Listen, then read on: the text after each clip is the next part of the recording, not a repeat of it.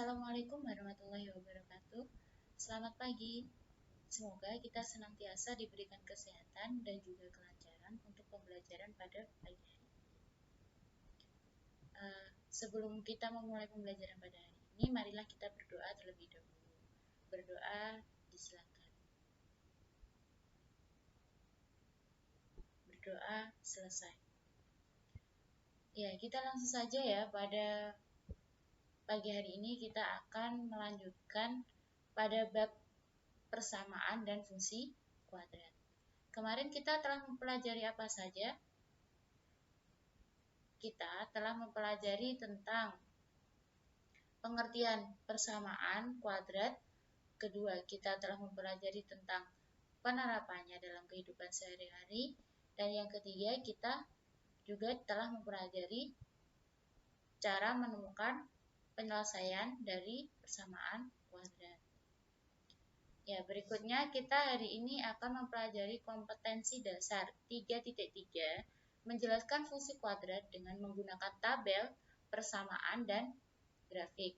4.3, kita dapat menyajikan fungsi kuadrat menggunakan tabel, persamaan, dan grafik. Tujuan pembelajaran hari ini yaitu peserta didik dapat mengidentifikasi pengertian fungsi kuadrat. Yang kedua, siswa dapat mengidentifikasi sifat-sifat fungsi kuadrat berdasarkan koefisiennya. Yang ketiga, siswa atau peserta didik dapat menentukan sumbu simetri dan nilai optimum fungsi kuadrat. Yang keempat, memahami cara menggambar grafik fungsi kuadrat. Yang kelima, menentukan nilai minimum atau maksimum dari suatu fungsi kuadrat.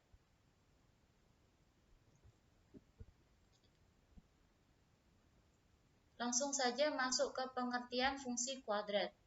Fungsi kuadrat adalah fungsi yang berbentuk y sama dengan ax kuadrat ditambah bx ditambah c.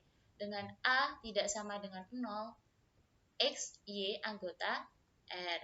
Fungsi kuadrat juga dapat dituliskan sebagai fx sama dengan ax kuadrat ditambah bx ditambah c. Grafik dari fungsi kuadrat menyerupai sebuah parabola, sehingga dapat dikatakan juga sebagai fungsi parabola.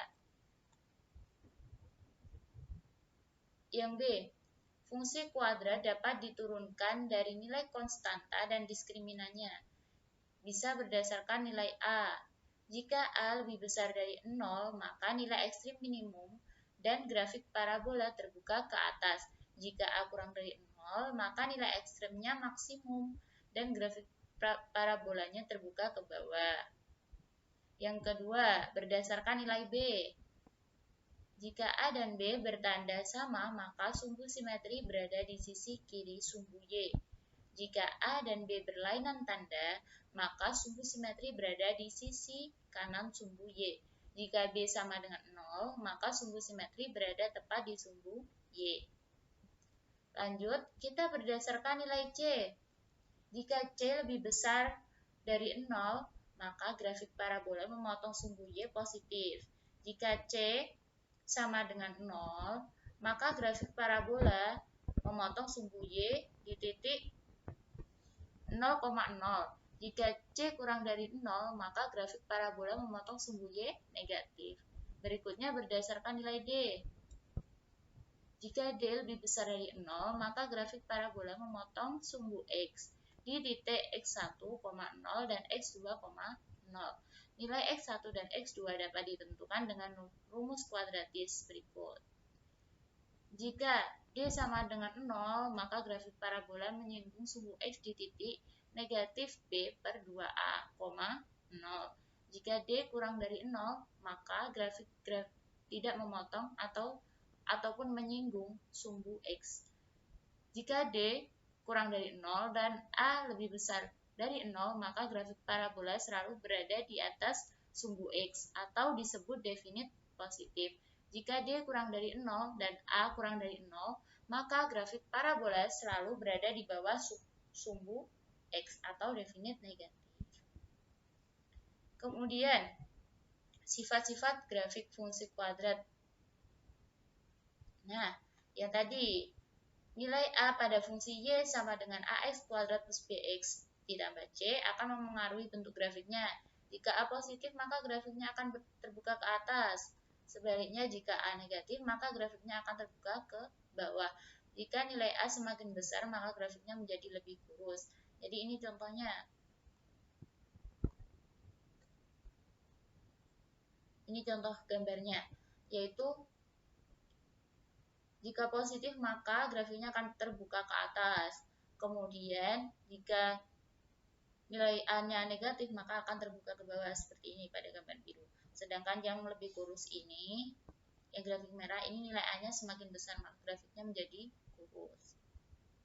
Selanjutnya B, nilai B pada grafik Y sama dengan AX kuadrat ditambah BX ditambah C menunjukkan letak koordinat titik puncak dan sumbu simetri.